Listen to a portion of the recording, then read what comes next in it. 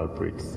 So let's listen, because one, we are just going to raise issues with Max advocates, and they can be able to clarify. Where we think the people here cannot answer, then that will be another matter, okay? Then we shall handle it at that level.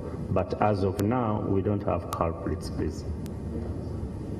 May I therefore open discussion with Max advocates? As you begin opening the proceedings, Chair, we have a point to raise with you and the members of the committee. If I may. Yes, please. Mr. Chairman, we did receive a letter from you dated 11th of February inviting us to this hearing scheduled for 10 a.m. this morning. This letter was received by us at 4 p.m. yesterday afternoon. And Chairperson, the last paragraph of your letter inviting us mentions your request for us to carry all relevant documents, including the scope of works, letters of appointment, minutes of the negotiation meeting, etc., etc. Mr. Chairman, we've not had sufficient time to put those together, but be that as it may, we are aware of the tight schedule under which you're operating. We request for a standover of this matter to 2:30 p.m. this afternoon. Our colleagues are not here. They have stayed behind preparing this documentation. We intend to be here in full numbers as expected by the Honourable Member this afternoon. We so pray, Mr. Chairman. Yes. Thank you, Chair. I need just some clarification maybe from the Chair, because I think we had earlier on had a scheduled meeting to meet them, but they did not show up. Does it mean to say that according to that program that we had, a communication that was not made to them? I thought we had a schedule, but the communication didn't go. Yeah, okay. That's what the clerk told us. The first communication that went was this one, which went yesterday. Oh. Yes, the Honourable. How could we make a mistake? Okay, you still have something to say, Honourable Okupa? Chair, me, I'm of the view that their request is not too much. Since they have said that 2 p.m., we grant it. Yes. Yes, maybe between now, it's 11 o'clock. 2 p.m. is just 3 hours from now. And as they are saying, they are producing documents such that we can benefit from this conversation. May I also now inform you that we are 30 members of this committee, and please carry enough copies for members. The reason is we don't want one file, then we go through what we tried to go yesterday. Please try to carry enough files, maybe a minimum of 20, if you must, because I'm conscious of the numbers we've been having. Yes, the Honourable Vyandala and the Honourable Betanywa.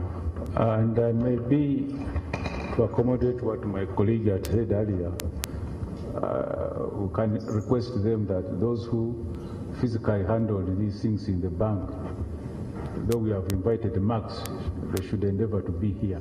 Those who handle the works, the individuals. That's what it is. Honourable. Yes, Celia. Thank you, Chair. Chair, it should be also, I think it's good if we take note that the time they are requesting for, we have even Parliament sitting, and because we are squeezing in to complete our work. Because if we don't take note of that, Mr. Chairman, there can be assumption that we have all the free time. We are going to forego sitting in the House to attend to this, and it should be on record, Mr. Chairman. Well, you place it on record. Colleagues, I think that ends with this because we have to wait for them at 2:30 when they come. come and they're ready. Our meeting between this committee and Max Advocate is stood over until 2:30 p.m. today. May I have Uganda Registration Services Bureau, please? First of all, I have to congratulate Uganda Registration Services Bureau. This is the first institution I'm seeing when we invite them. The ladies are more than the gentlemen. Congratulations. I've not seen this before.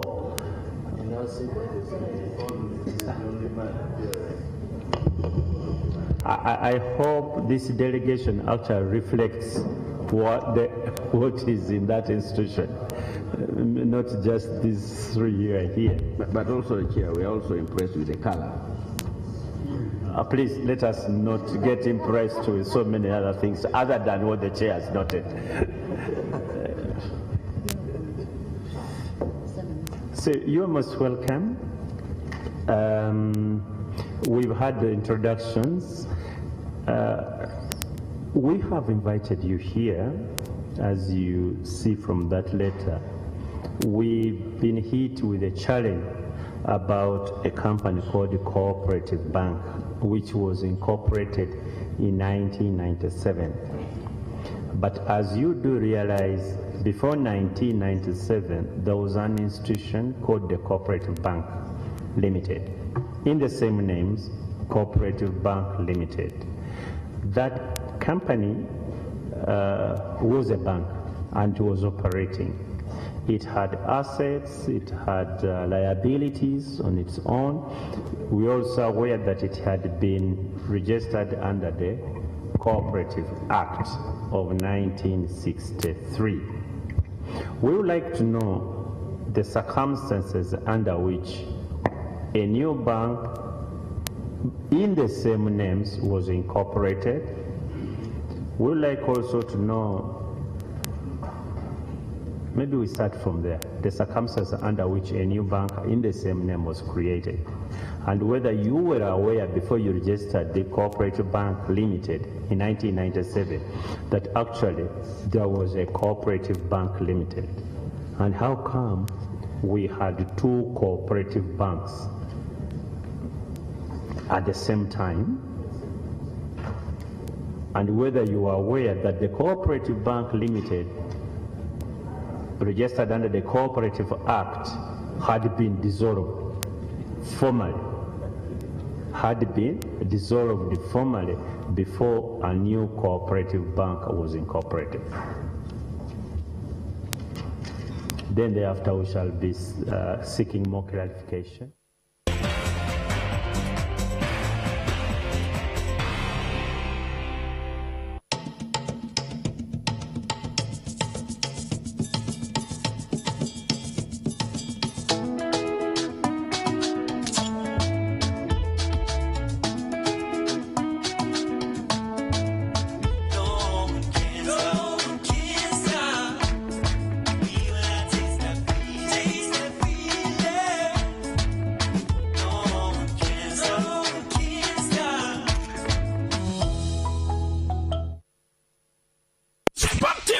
abakyala mu ggwanga ejaguza emyaka 3 ku lunaku lw'abakyala n'omunono mangi enkomebere 19 ekabumba recreation center emikolo gy'abakyala mu ggwanga gye gigenda okubeera kavumba recreation center lunaku lwabwe abakyala ku ntikko kyasa ky'abakyala luna abasajja be bakyala abakyala be basajja kyekulembeddwamu abayimbi b'eggwanga bonna abakyala n'abasajja bagoba engenzi bonna bapulezidenti ba Spark TV ne NTV n'omwenda mangi enkomebere 19 bakiirye luweero mu kisaawe bakigalenga 10 ogwokusatu mu Marias Flow wali e Masaka unokuyingira mutwalo gumu vipi emitwalo ebiri nga biwagiddwa. Lager. Live every moment. Excessive consumption of alcohol is harmful to your health. Darling Uganda abakozi b'obuviira bw'omulembe Roseful mattresses for high quality mattresses Fulment Kawomera ebyokula ebiwooma Enyanda Debe FM ebitegekebwa Salongo Bajo Events Clear Process.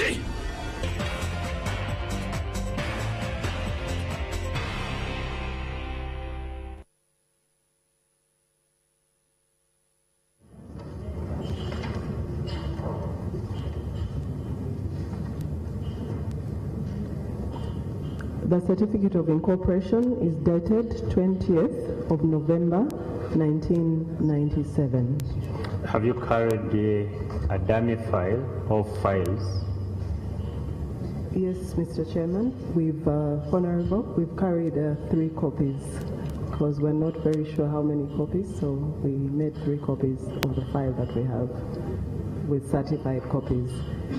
You have appeared before committees of parliament, you know how they work. Yes, Honorable Chair, you'll forgive us, and if you could allow us to make more copies of the same file, and we'll have them delivered as soon as we leave here. Okay, let's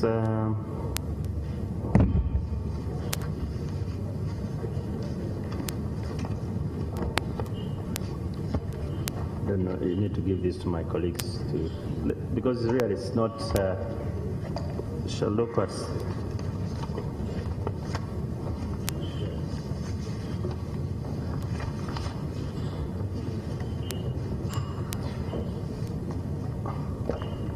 I would rather that file goes to the extreme end.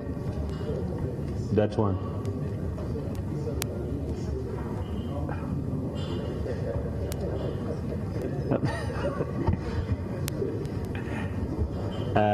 Let's stop around Sheila there. But you could flip through, I think there are 4, I can see here. Yes, proceed. Yes, thank you, Chair and honorable members. So, as I said, the company was incorporated on the 20th day of November, 1997. The same company filed memorandum and articles of association. And the company was registered as a public company when you look at Article 3 of its Articles of Association. The main objective of the company was to take over the assets and liabilities and entire business as a going concern of the Cooperative Bank Limited, the society, which is a society registered under the Cooperative Societies Statutes, so that upon such taking over, the Cooperative Bank Limited as such a society shall cease to exist. Procedure here. Can we have the statement? Because it looks like the honorable lady is as a statement. With this, I think attachments, could we have the statement, their response to the issue raised, because this file just has the copies, which could pass as the attachments to the report she's reading. It would be okay if the chair and the members could have the report or the presentation she's making, because I see her reading.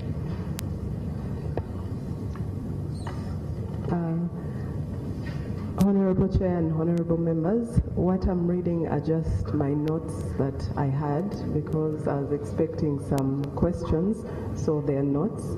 But what I'm reading is actually what we've circulated, although few copies are the memorandum and articles. But what you're saying is you don't have a written response, you just have talking points. Yes, honorable member. Because we had expected your response, that's fine. Yes, thank you, Chair and honorable members. The second objective of the company was to carry on the business of banking as defined by the Financial Institutions Act number 4 of 1993, as may be amended from time to time. The subscribers to the company when it was registered were Sancho M. Rugatsimbana and Kigezi Cooperative Union Limited, Samuel W. Magona, Bugisu Cooperative Union, William Kalema, Uganda Manufacturers Association, John Mwanga, Ministry of Finance, Fred Nyakana, Kitara Cooperative Union Limited, and Anthony Sekweyama, Westmengo Cooperative Union. Later on, the company underwent liquidation by Bank of Uganda. That there is a 7th. From I was following the memorandum, there is a 7th called Joseph Sereko. Thank you, Chair, for that correction. Yes, number 7 is Mr. Joseph Nsereko, Management Consultant, Management Training and Advisory Center.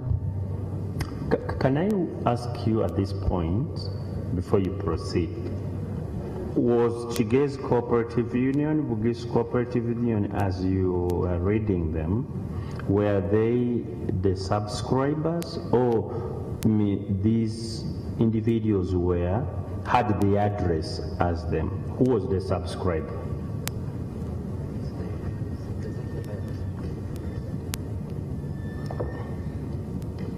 Thank you, Chair and honorable members.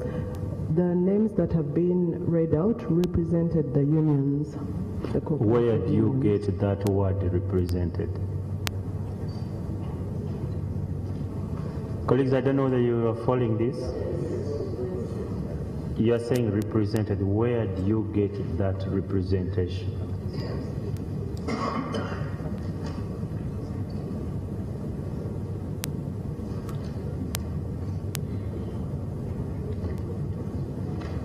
Just a No, I want to eat.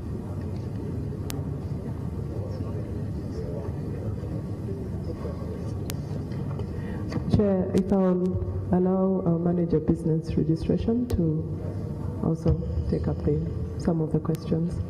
Thank you. Thank you, Honorable Chairperson and honorable members. The names that appear in the subscribers page are simply representing the entities listed below them. It is more of a practice of drafting, not written. No. There are no practices here. We are talking about the law. Who is the subscriber? And you say it is more of a practice where? Here we have names. Look up in the article itself. It says names, meaning the name of the subscriber, post address and occupations of subscribers. And the name, take for example number 1, Mr. Sanko Rugatasi, that one, Rugatasi Mbana, that is the name, okay? Then when you talk about occupation as required, they say farmer. When you talk about the address, they say Chige's Cooperative Union, PO Box 197 as an address. Where do you get this feeling that they are representing? Thank you, from the document. I don't want anything outside the document. From the document, there is no specific reference to the members being the subscribers, but when you go by practice on drafting. Which drafting? Actually, you are lucky. You are talking to a senior draftsperson. Honorable Chair. Yes. I beg that. So, don't walk on that path. Don't, please. Just look at the document itself. It speaks for itself. It gives you the name of the who is the subscriber here? Just read the document. Don't look at Mr. Mugabe. Get your file and tell me the name of the subscriber.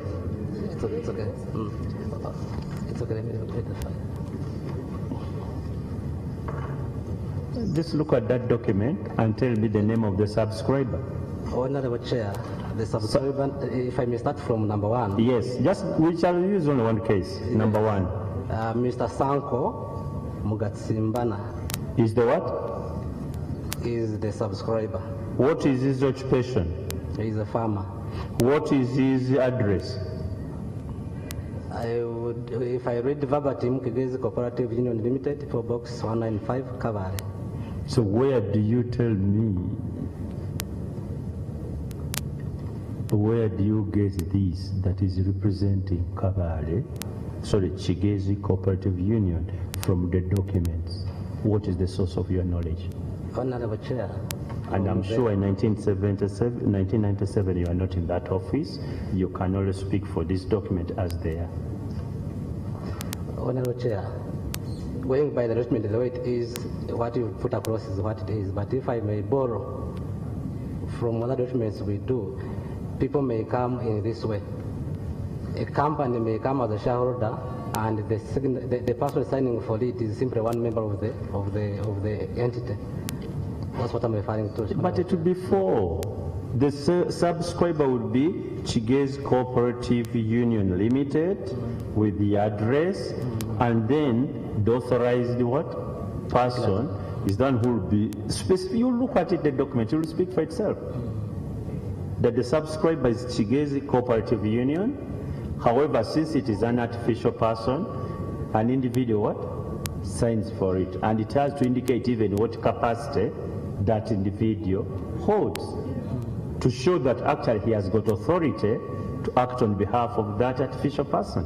Isn't that the correct position of the law, Mr. Mugabe? Honorable Chair, I'm also surprised. But if it is on this, because she was still submitting but wanted to cover, if it is on that one, you can raise. But if other issues, she has to continue submitting. Yes, Nathan? Thank you, Chair. I just wanted to find out from the officers, do you have Chigezi Cooperative Union Limited registered with you? Honorable Member, that is something we'll have to check on our register. Because, Chair, why I'm asking, they would be sure that this person is representing Chigezi, if Chigezi is registered with you. Yes, sure. We'll respond. Thank you, Mr. Chairman, honorable members. Cooperative unions were registered under the Cooperative Societies Act, and so they were not our mainstay. No. They were registered as corporate entities under that act. So no, we don't have it on our register. Now, Chair, in a circumstance where these cooperatives are not registered with them, did you get a resolution allowing this gentleman to represent this union?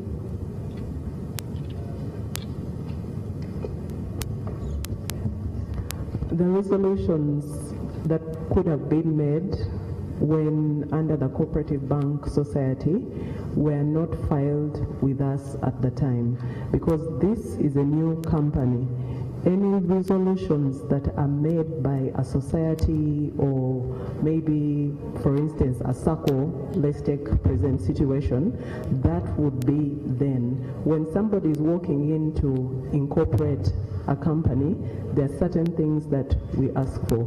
The name, you do a name search and that sort of thing. But we do not ask for resolutions made by the prior legal person who we do not have the mandate to register. If you walk in and you want to be shareholders, ABC Company Limited, XYZ Company Limited, or any other person, those are resolutions that are on the other side, but it's not a requirement, because this is a new company, a new legal person.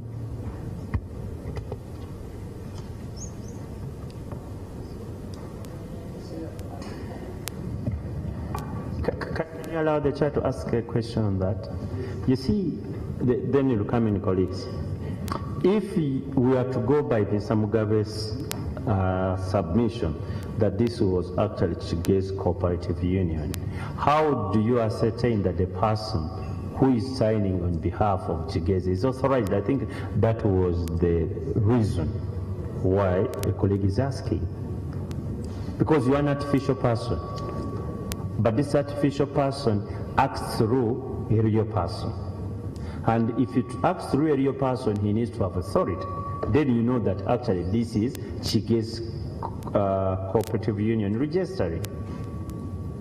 But that notwithstanding, as it is on the face of it, you cannot say that Chigezi Cooperative Union is actually the subscriber on the face of it, really. Legally speaking, on the face of it. The Hono Bianda, then Hono Mijuche, please. No, I just wanted to hear from the officers. This 1997, is it a public company or what? Thank you, Honorable. The 1997 company is a public company. I thought, let's say, if we take Mr. Muwanga, if it is public, it should be Minister of Finance and not Muwanga. Can you explain the difference between a public and a private company, please? Thank you, Honorable Chair and Honorable Members. Private company is one where shares are restricted to the owners only, to private individuals, whereas a public company invites the public to buy shares. For instance, if it may allow me to give examples, we have companies like Umeme, where the public is invited to buy shares. But in a private company, the shares are restricted to those few individuals who form the company. That's the basic difference. Thank you. The other characteristics of private companies are distinct from public companies. May you go ahead and give them? Thank you, Chair. Private companies are limited to 100 members, just 1 to 100 members. Those are private companies, whereas public companies are normally infinite. The number is infinite, just. So the membership of the private company is limited to 100, and then the public is invited to subscribe or to take up shares. Those would be the basic two characteristics or differences between the two types of companies. Thank you, Honorable Chair. Mr.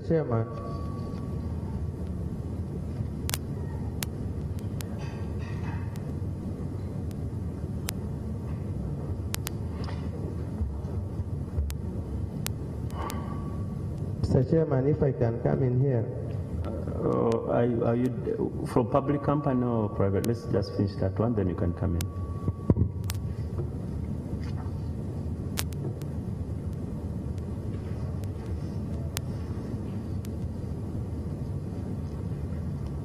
Other than saying it public company limited by shares, is there anything in these articles and memorandum which shows that this company is a public company? Chair, when you look at article number 3 of the Articles of Association, it expressly states that it's a public company, and it's also accompanied by a statement in the real prospectus informing us that it's a public company, sir. Where is that statement? Yes.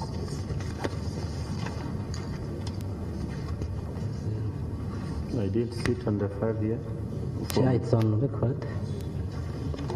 No, we don't have it here. Here? Yeah, on the file you've given me, it's not there.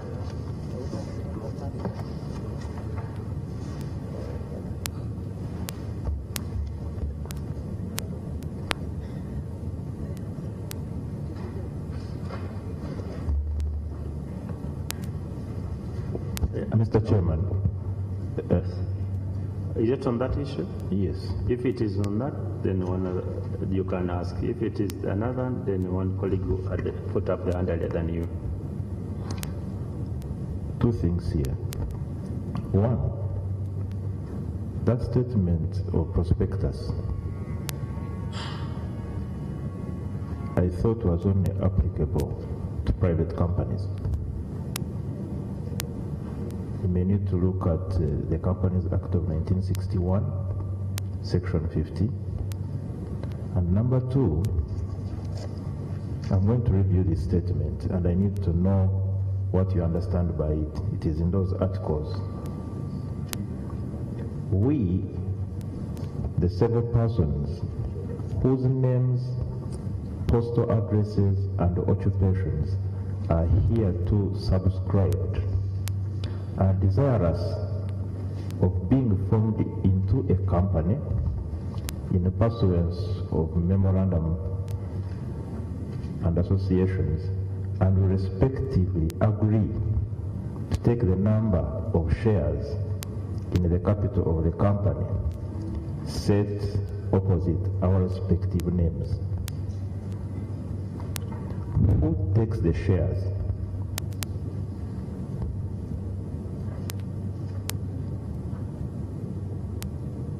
They are in agreement to take shares on whose behalf?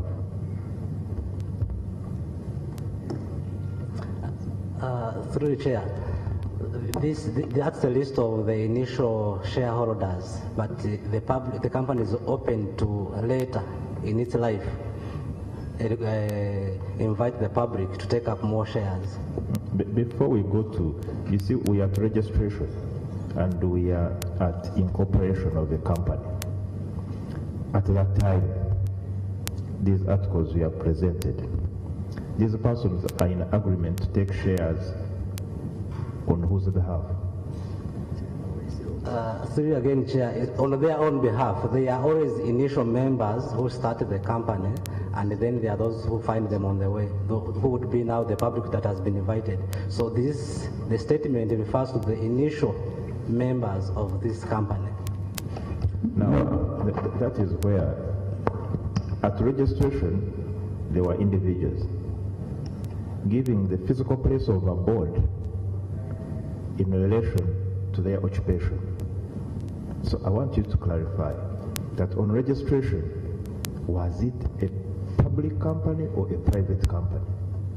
Because if you say they invited others after registration, then initially, was it a public or a private company?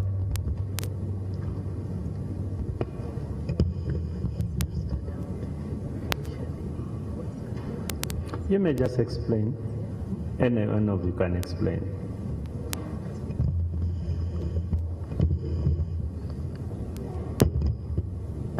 The intention and of the subscribers was to incorporate a public company, and that is what was incorporated. Even with public companies, you can start with either organizations or individuals. In this case, these are the people who signed up to be subscribers. Who are the people? Sorry? These are the people. Who are these people? The ones who are appearing as subscribers. Who are they? Sancho Rutagasimbwa, Samuel Magona, William Kalema, John Muwanga, Fred Nyakana, Anthony Squayama, and Joseph Nsereko. I agree with you entirely. And I hope Mr. Mugabe has had a second thought about it.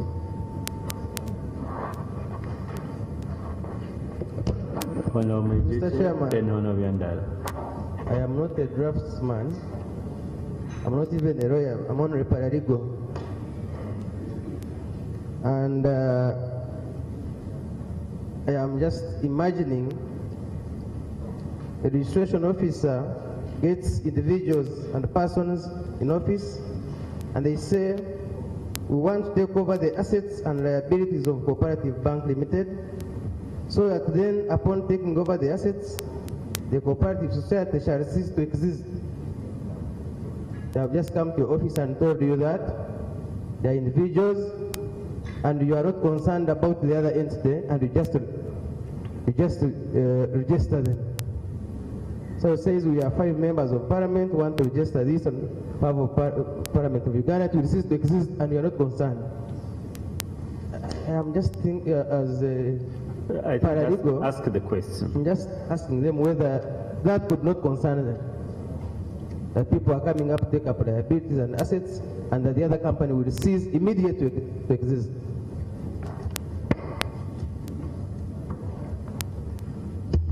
Thank you, Mr. Chairman.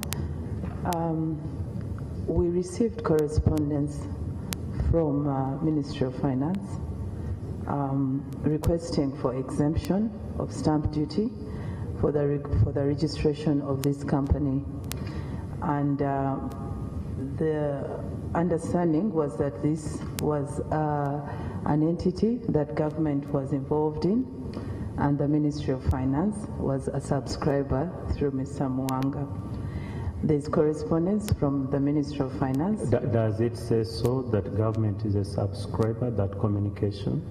And Mr. Muwanga will be acting on Ministry of Finance's behalf? Does it say so? No, Mr. Chairman, it doesn't. So where is the assumption coming from? That was the reading from, yes. I think just 1 second. Yeah. His concern is there is a company, okay, cooperative society called Cooperative Bank Limited. It has assets. And somebody come and say, I am going to take over these assets and even dissolve this. And you just register it without trying to ascertain, is it true that the owners of these assets have actually taken that decision? I think that's the point. Because as you do realize, Mr. Chairman, that is the point. The controversy is now many years later. If somebody had asked those questions at the time, I don't think some of us would be asking those questions today. And the person to ask actually was the Registrar General. No, the company registrar then. Mr. Chairman, we have not been given those documents from Ministry of Finance. I don't know if they're with you. Yeah, I think what you will have to do, learned people, please can you photocopy that entire file and forward it to the committee, okay? Yes, Chairman, we will do that.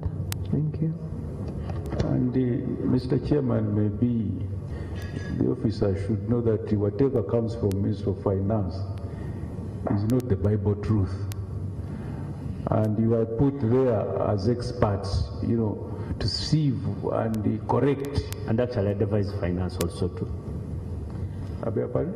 And advise finance. Say, sir, you are saying this, but it's not possible. That is one of your responsibilities. Continue, we were expecting you as experts to ask the questions we're asking now to Minister of Finance, who are telling you do this. As Honorable Mojiche says, it's so convincing that people are trying to steal properties of the Cooperative Bank of the 1964. And your descriptions here don't show anywhere that this was a public company. So I don't know how you are going to correct this thing to convince us otherwise. And let me tell you why this whole thing started again. The cooperators, all these ones, including 35 others who own the Cooperative Bank, were here. Including the finance minister. Yes, and they are asking, actually the finance minister was one of the chairpersons of one of the cooperative societies, and they are asking how was their bank closed and who took over their assets. Because when we asked the Bank of Uganda who actually closed, which cooperative bank was closed, Bank of Uganda told us that it was the Cooperative Bank of 1997. Then we are asking, what happened to the Cooperative Bank and their assets? The Cooperative Bank of 1964. And the cooperators, the owners of the 1964 bank are saying, we want to know how were our assets taken over by this 1997 bank, including our name. Same name. Because by the time you registered Cooperative Bank in 1997, the other one hadn't been dissolved under the Cooperative Act. Because there's also a procedure of doing that. So you had two entities called cooperative banks, 64 and 97. I don't know whether what we are saying is making sense. Yes, thank you, Chair and honorable members. What you're saying is definitely making sense. And when we still sat, of course, when we got the letter in the evening, we did go through the file. And during our discussions, we definitely realized that the Cooperative Society Limited, the society under the 1964, definitely had a law under which it was being governed, and definitely had, for lack of a better word, maybe an association where they're reporting, and basically just like the commercial banks report to Bank of Uganda. They did come in now in 1997 to incorporate.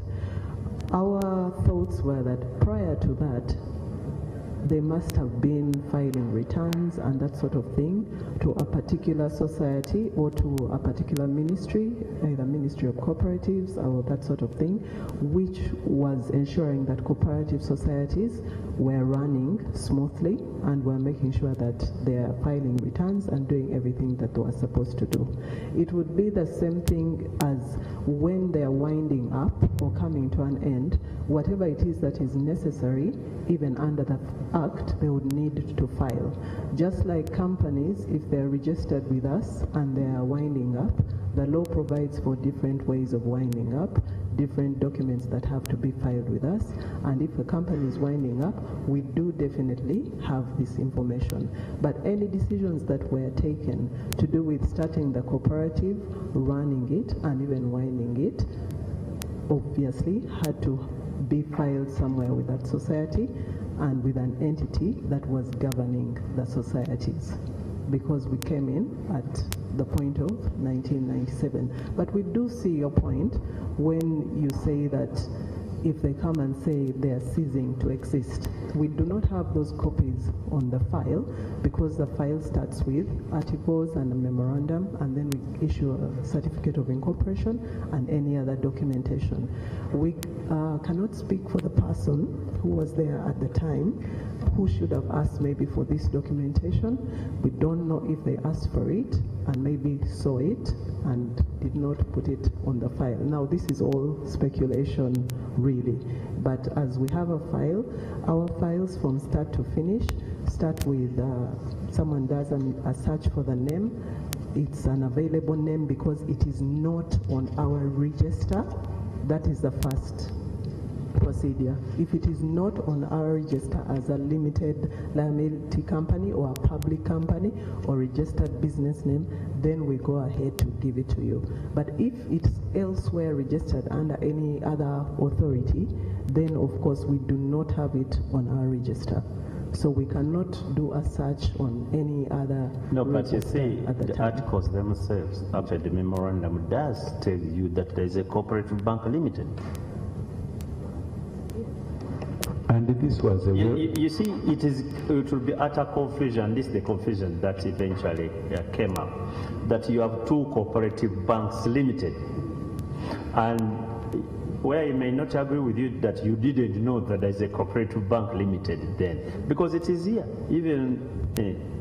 And it was well known in Uganda. So when you say the Cooperative Bank Limited as such, a society shall cease to exist. If I was the registrar, I would say, can you give me evidence to show that this Cooperative Bank Limited, which is a set, has ceased to exist? Because you cause confusion. And by the way, there was a bank, for those who are older than us, of course, even me, I knew there was a cooperative bank. There is no new cooperative bank because even the premises were the same. As you can see, even the assets and the business were the same. Looks like the registrar, the company registrar then, I thought not the registrar general then, did not do adequate due diligence in registering the 1997 Cooperative Bank. There were a few questions which he should have asked, satisfied himself, and after they should be on the file. They should have been on the file. There was a problem. I'm not so sure whether you would do this thing the same way if you had a situation like this arising. Would you, Registrar General? If this thing came as it is now, today, would you do the same way? Do the registration the same way?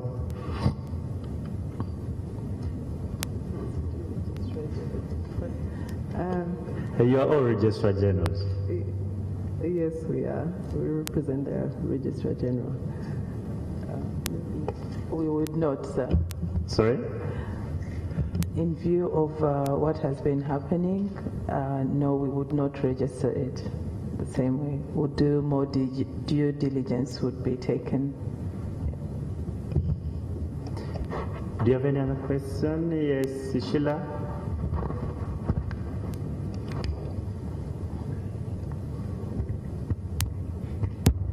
Thank you, Chair. When we were interviewing the Cooperative Bank and some of its previous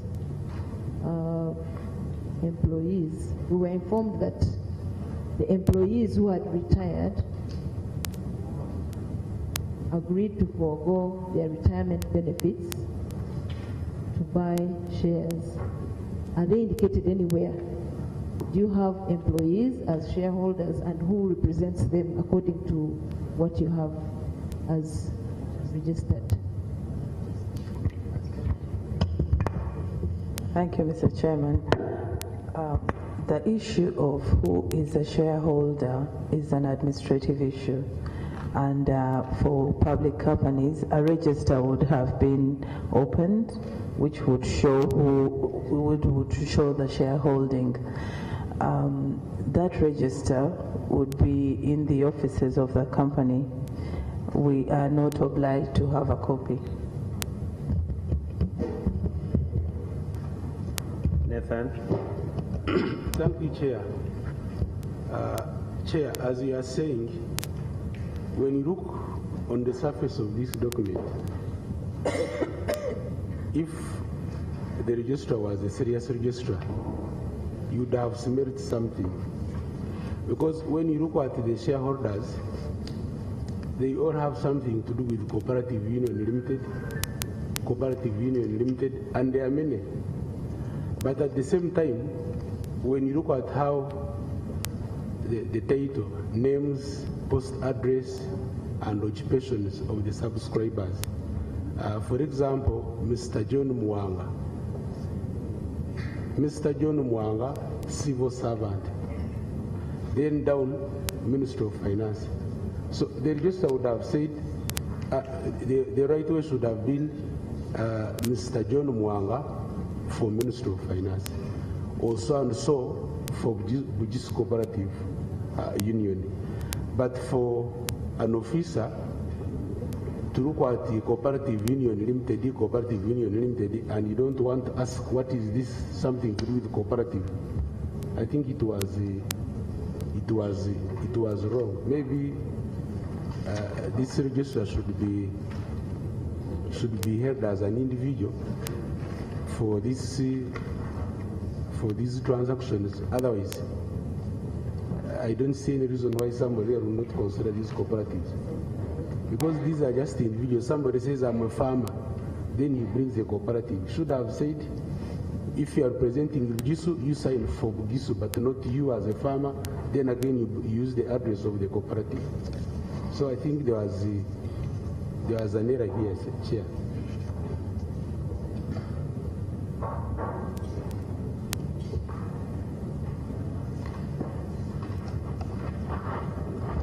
Yes, Honorable Yandala. Yeah, I'm just wondering, in case some properties were lost on the way in the formation from the 1964 to the 1997, in your opinion, whom should we take liable for this loss? And the reason the honorable colleague is asking, we are faced with the cooperators who own the Cooperative Bank of 1964. They are asking who took our assets. And you may wish to know that by 1997, these are the assets they have. And they are asking who took our assets under what authority. Thank you, Mr. Chairman. I don't know who took the assets, but I know that in setting up this company, the main objective was to take over the assets of and liabilities of the Cooperative Bank Limited. So the shareholders or subscribers to this company would know how that went down. But yeah, but you see the problem, they were facilitated by the register of companies.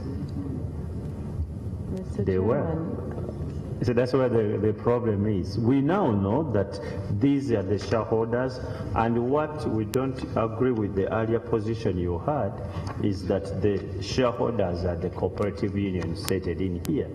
We look at this as the addresses as they're here. So the people to be asked are these ones, but they are facilitated by you. If you had asked the correct questions and so on, I'm sure you will say where the resolution which is allowing you to take over these properties from the Cooperative Society of 1963-64. It was a very legitimate question at that time and looks like it was never asked.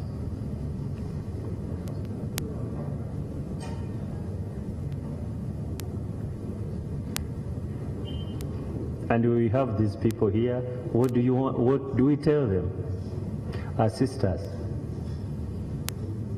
What do we tell them? These cooperators, they are here. What do we tell them?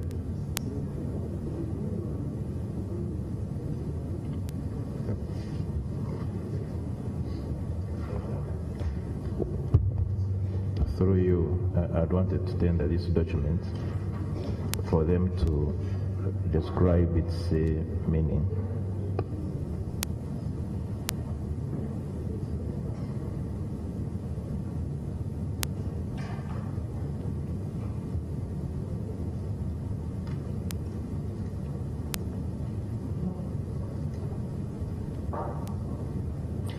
Oh, do you have this letter on record? Now this one explains it better. It's a letter dated the 17th of June 1999.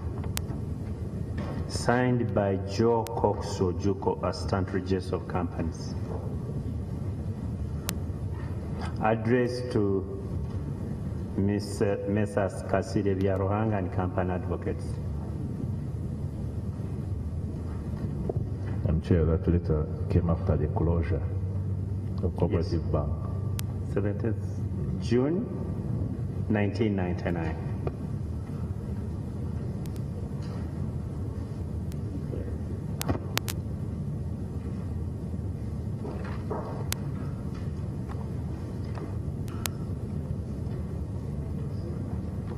You have it? Chair. May you read it, see whether it is the same which we have? Okay. I think you need to give it to Mr. Mugabe to read it.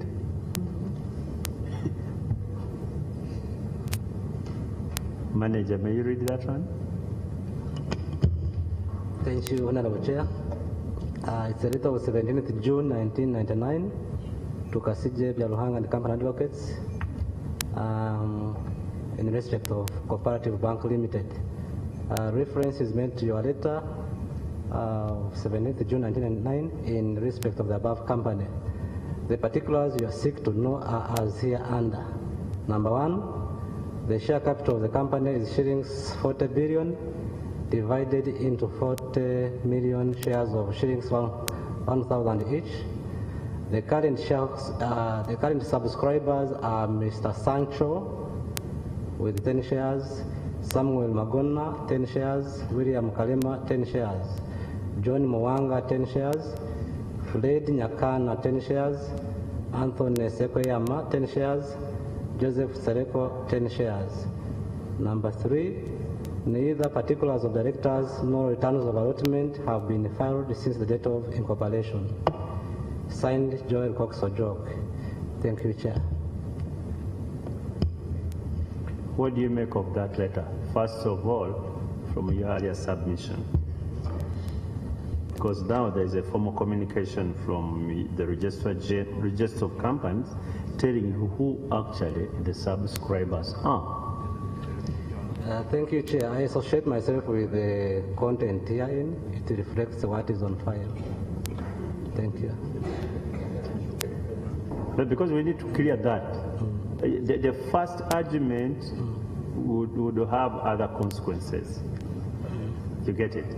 This second one has other. Then at what point did this company take over the assets of the cooperative bank? Since up to 1999, neither particulars of directors nor return of allotment have been filed since the date of incorporation. Meaning there was never a process of this company taking off and therefore taking over the what? The assets. I don't know if they get the point. This country didn't have any, neither particulars of directors we have filed. Chair, what we have on record is intention, which is just the objectives of what they want to pursue. Okay, can I ask a question?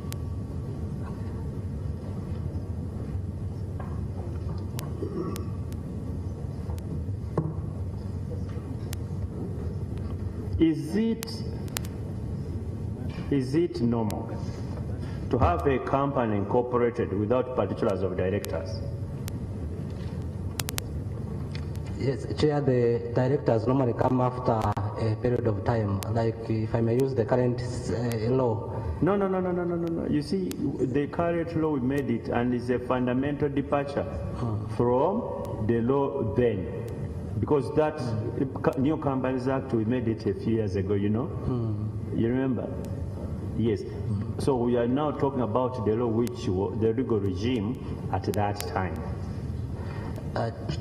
Because who acted on behalf of this company where there are no directors?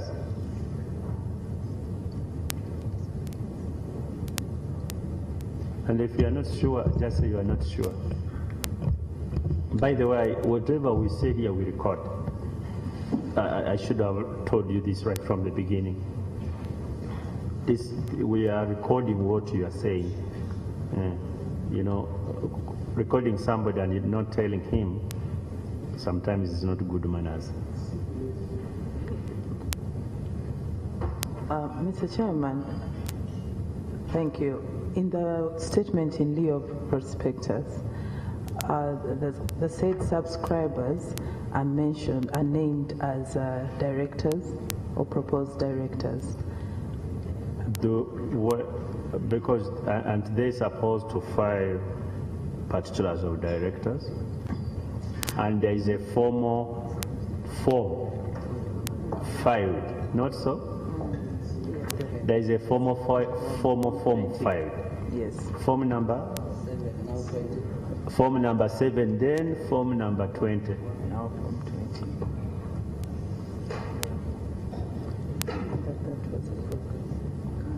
Chair, maybe for record purposes. Maybe, Chair, the issue of directors normally comes after the company has been incorporated because it has to elect leadership after incorporation. Maybe what we may request is to allow us to correspond the law as it was then, but normally once the company has been incorporated, it now puts in place management, which is now the directors.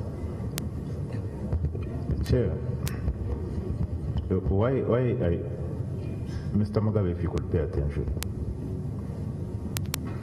why I submitted that letter to your attention, you realize that it was written after Cooperative Bank had been closed. Cooperative Bank had been closed. Now, when you close a bank, the law says the costs of closure and management are borne by the directors of that bank or shareholders. Now, at that time, Bank of Uganda was still actually struggling to know who should carry the burden of liquidation because there were no allotment of shares. And those allotment of shares should have been submitted from the time of incorporation. That is why the Registrar of Companies is giving a disclaimer that neither particulars of directors nor return of allotment have been filed since date of incorporation. Mr. Mugabe, are you with me? Do you see the challenge we have? And please try to respond to this to help us sort out this problem, because it is a big problem. You need to contribute to the solution. So it's not about putting you in the corner, but we have a crisis, we have a problem, and we need a solution to it.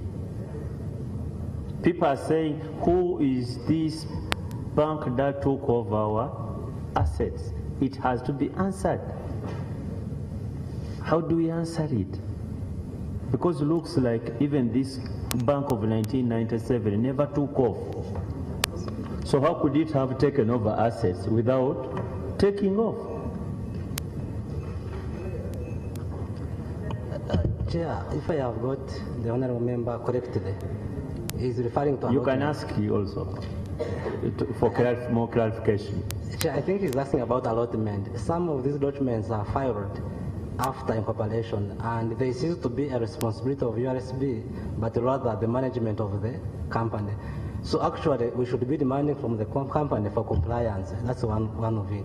And secondly, maybe to clarify that directors appear in the statement in the real of prospectus at incorporation. But as for the allotment per se applies to a private company. But what you are looking for is simply a list of shareholders which would be on the register of the company. And these are subsequent documents. A register is not kept by URSB, but rather the company, until when URSB, for one reason or the other, demands for that register. It is an issue of this company management complying and giving a register whenever it is required. But it's not a matter for URSB to demand. They are post-registration compliance matters. That statement of the prospectus clearly stated that this is persons who have signed are directors or proposed directors. Are we together? Registrar comes in to say they were demanding, actually, in the previous letter, they were demanding to know the particulars of those directors, and if they have returned, there's confirmation of return of the allotment. And he says from the time of incorporation, there was no additional information regarding allotment. Now, one would ask,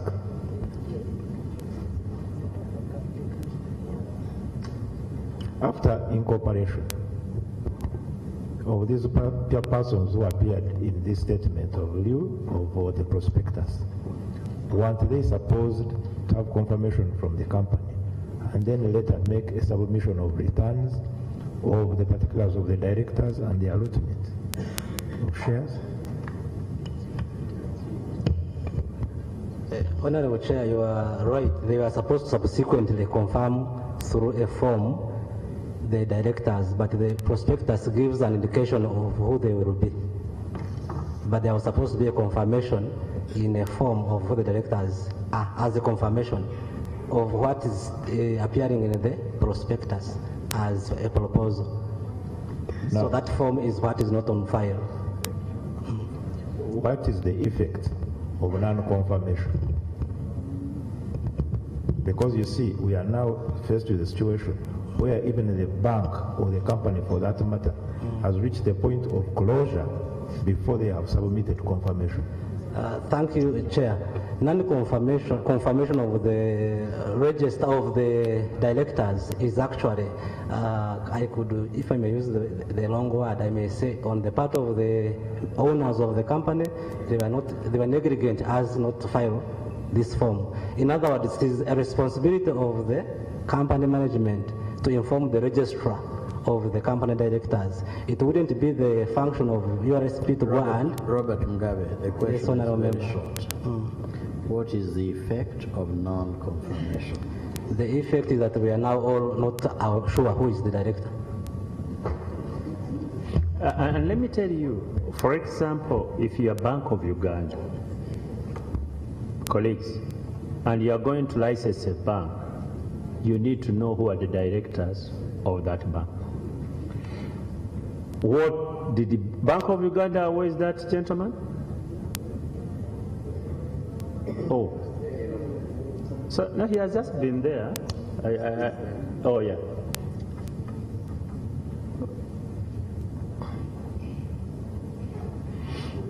we would like to know when you come tomorrow, who were the directors? Can you bring evidence of who were the directors of the Cooperative Bank of 1997, the one you closed? Okay? Also bring evidence of who are the shareholders of the bank you closed. Because what you brought last time has nothing to do with this who are in the memorandum and articles of association. And even the registrar, because I hope you are following this conversation. What the registrar knows are these ones. Thereafter, there was never any other. There was neither allotment or any others. Of course, the subscriber are the ones here. So, whom were you dealing with? To the extent that you are even giving a what? A license. Because you need to know the shareholders, you need to know the directors. Come with the evidence of directors. Because don't you veto the directors too? Yeah? They do. Actually, don't you even veto the shareholders? Yeah? 5% shares and above is a principal share. Sorry? Significant. So whom did you veto? Here.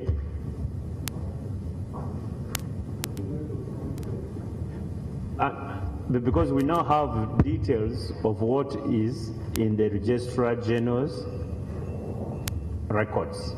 Thank you, Chair. I have no official authority to respond to this question. No. I'm not asking you to give answers, except vetting that you have the knowledge. You mean vetting directors? Yeah? Directors? Yes.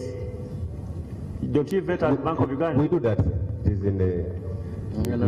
I think, Mr. Chairman. Significant shareholder. Okay, if you don't... Chairman, I think his mandate is to receive the questions and ask his principals to answer them. He's officially not on our stand. Thank you. You're right, sustained. Let's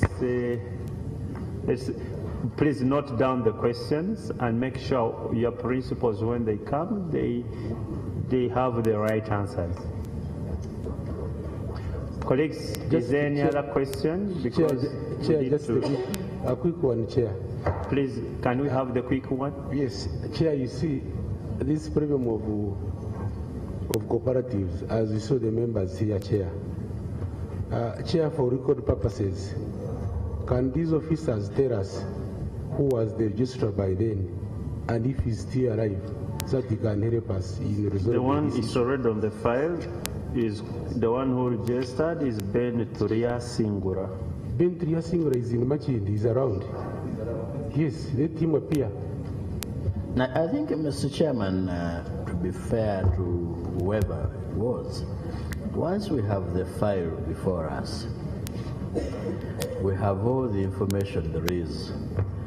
We may end up scavenging and looking as Vasco da Gama, looking for the world of the unknown. But once we have the file contains all the information we have. That's why we're not asking these people when they came into office, because I believe by the time these things were happening, some of them were still in school. They're much younger than me, or than even some of my children. But we are relying on the information they have. Maybe they could tell us when they started registering cooperatives, because there seems to have been a different legal regime dealing with cooperatives. In the 1964 Cooperative Bank would have been governed by a different regime. No, that we know, General Seguna. That was the 1963 Cooperative Societies Act. Mr. Chairman, The mandate of registering cooperatives has not been under URSB or its predecessors.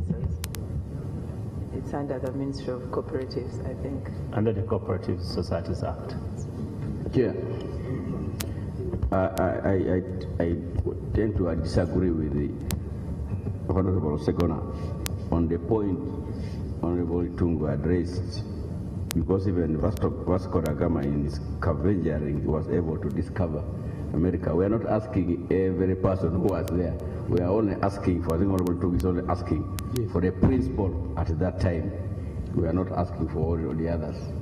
If we are to use your thing of Vasco da Gama, you never know in that you would be able to get additional information. Not everything is written. That's why, despite the team here giving us the file, we have been asking questions because the file did not answer all the questions.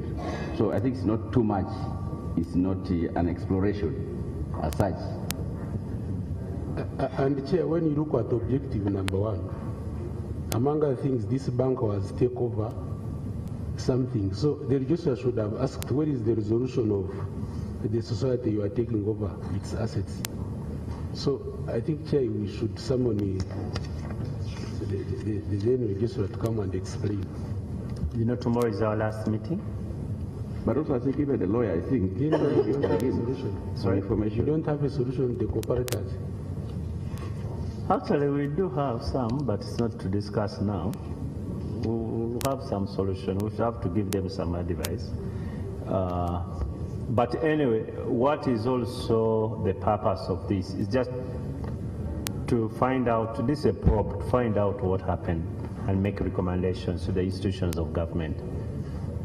We may not give exact remedies like courts of law do give, because we don't have those powers, but we make recommendations for which government institutions to take benefit of.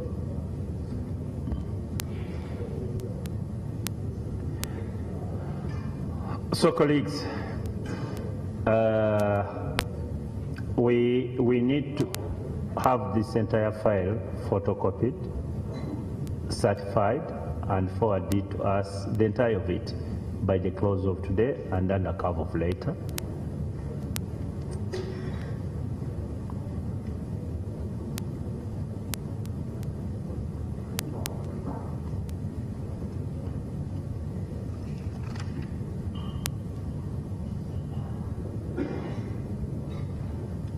Tomorrow, Mr. Ben Triasinga may come, should come. If we need any clarification, we shall get from him.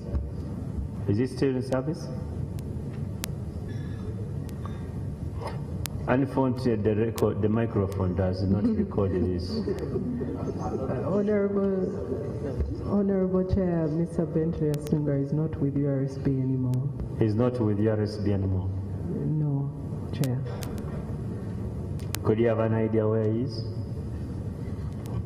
Chairman, he was with the Ministry of Justice, and I believe he may have since retired. Yeah, since then retired. Okay, we shall find a way. Mr. Kagol try to see if we can trace him, and he may have some clarification to make. The other problem I see is Mr. Triasinga to come and say, I don't have the file. That's how we state, you know, I don't have the file and so on. But let us see if we can trace him. Yeah.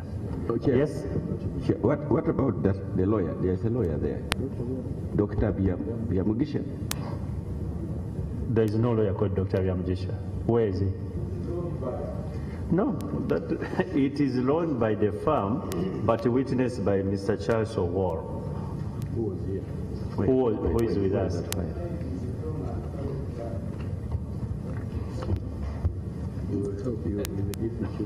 Yeah. You see, the person who takes responsibility of this is Mr. Charles O'War, who is an advocate. You see, when we are drawing the memorandum and articles of association, if I may, you may benefit from this. If a lawyer is doing memorandum, assuming I'm working for Cooper and Company Advocates, it's a firm. No, not Elijah Cooper, but Cooper and Company Advocates. And is the one who witnesses the what? the memorandum. And here, the advocate here is Mr. Charles Wall, who was here. He's the one who takes full responsibility of this. He was here. He's been here actually twice, even the other day was here. Anyway, colleagues, ladies and gentlemen, thank you for coming. Please send that file. I hope this is a little bit of learning process, especially for Mr. Mugabe, who is the manager of this portfolio. You know, it's not like you just get and stamp memorandum or whatever it is and issue certificates. You need to do a little bit more. What is this person seeking to register? This sort of thing causes more confusion and sometimes problems. Now you can see the sort of assets we are talking about are not few assets. We're talking about billions of shillings. But they were facilitated by this. If, for example, the registrar, Mr. Bentley Asing, had asked the questions we are asking, I'm not so sure whether he would have easily registered this thing as it is now, or he would have required for more documents. And if he had got those documents, like, for example, these people, the owner of this bank, have they given authority, where is it, for them to take over the assets? If that authority was there, we would not be having this conversation. It isn't there, and the conversation is on. Chair, sorry to interject. Maybe if they can be of help to us, they can do it in writing to you. If they can help us to, if there's any information, they can give us on Nile River acquisition. When they get back and... They did. Oh. It is already, we wrote at the beginning of this process, they replied. Oh, thank you. Yeah. And the letter is there, Mr. Kagoro, it's in our record. That company was never registered with them, Nile River. Yes, and it was signed by, I think by the Registrar General himself. It's on our record, they did. Nile River was never registered with them, Nile River acquisition. So, thank you very much. Maybe before you go, can any company do business in Uganda without being registered with the people? Now that you are here, Registrar General of Uganda, registration, say it again. Uganda Registration Services Bureau. Yes. Can any company do business in Uganda without being registered in this country? Business. Mr. Chairman, thank you very much. The word company suggests that it is incorporated, the use of the word. So maybe the short answer would be no, but the long answer is that businesses do carry on business without being formalized in Uganda, and they refer to themselves as companies. No, we are talking about the company. We forget about referring to yourself. Can a company do business in this country without being registered? Because I know you can incorporate a business locally, or you can register what? A foreign company. Legally, no. Okay. Mr. Mugabe? Thank you, Chair. Just to add on that, even if we are a foreign company, the law requires that 30 days after establishing business in Uganda, you must go to the Registrar General and register your company. So at least even if you try, within 30 days you must go to the Registrar of Companies and register. Thank you. Yes, and then what again is the effect of non-registration? May you speak through the microphone so that they Yes, get, Mr. and your Chairman, colleagues the other side here. I'm asking what then would be the effect of non-registration, and I'm operating business here. If you are a foreign company and you don't go to the Registrar of Companies as required by law, then you are transacting legally. Because the law is clear that after 30 days of establishing business, you must go to the office of the Registrar of Companies and formalize your business. register your office. And what are the sanctions? And for those sanctions, who enforces them? Now, the moment you have not visited the registrar of companies, you are outside our ambit. We may not be able to follow you up. Maybe the other arms of government may be the ones to follow up on this matter. Yes, the licensing authorities would first of all be sure and possibly you visited URSB. So they would be the ones to do due diligence. Did you visit the right offices? Or possibly the law enforcement agencies like police? That's how I would take it. Thank you. How does the Registrar General therefore protect the public from such businesses operating illegally? I put up something, Mugabe and Sons, Mugabe and Sons Limited. The Registrar General drives, or could even be a neighbor, passes by, Mugabe and Brothers Limited, it's not registered, but it is transacting business. How do you protect the public? I think it's an uphill task for the registrar of companies to put everybody to order, but as an institution, we are doing what I could say, we are doing outreaches. We are getting to everybody to advise them that, by the way, registration is the right thing to do, and we are no longer even stayed at URSB alone. We have a presence in over 34 municipalities. We have regional offices in Guru, Mbare, Mbarara, Arua, and currently we are doing what we call business clinics. There is a team in Mwende, even as we speak now. That's good marketing, but Thank you. I think you have no answer to my question. Okay, on the point of marketing, I think we're about Honoviandala. Why don't we take leave of this? One question which actually has something. When a foreign company comes and takes up a construction job here, do they also have to register with you?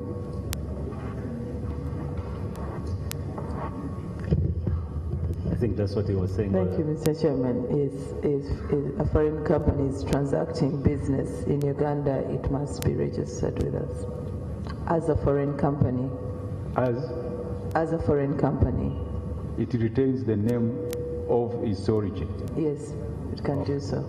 You see, what they call a foreign company, you are Viandala company, construction company in Granada. So you just come and say, yes, I am Viandala construction company, Grenada, but I'm going to register me here. So it is registered in the register of foreign companies. But that gives you now a right to start doing business here, but you are actually a foreign company. You can even sue, be sued, and so on, but it recognizes your legal existence, but as a foreign company. Oh, I should have been this side. Thank you very much. Please, Mr. Kagoro, can you invite Mr. Kakembo tomorrow?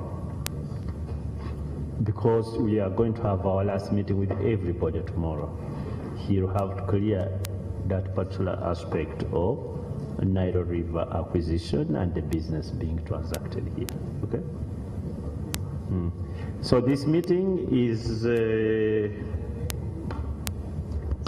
postponed to 2:30 p.m. when we meet Max Advocates. Okay? Meeting postponed.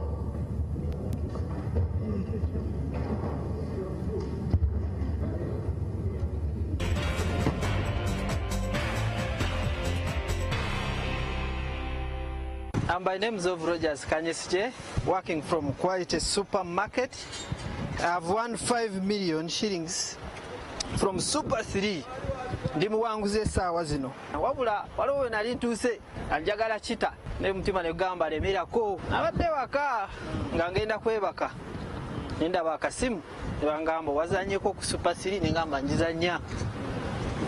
Era ne bangamba oyingidde mu draw era ne nyingira mu draw. Nempangula nga abalala bwe bakoze ki bawangudde jo bankubidde era nawangudde obukadde 5. Waliwo omuntu abadde ambanja namugulawo ettaka nga mbanja obukadde 4 nabusasudde kati ndi super sente zo nazifunye era byaddala bituufu bazanye omukisa weeguli buli muntu yenna asobola okukola ki okuwangula era nange nafuuse omuwanguzi Super!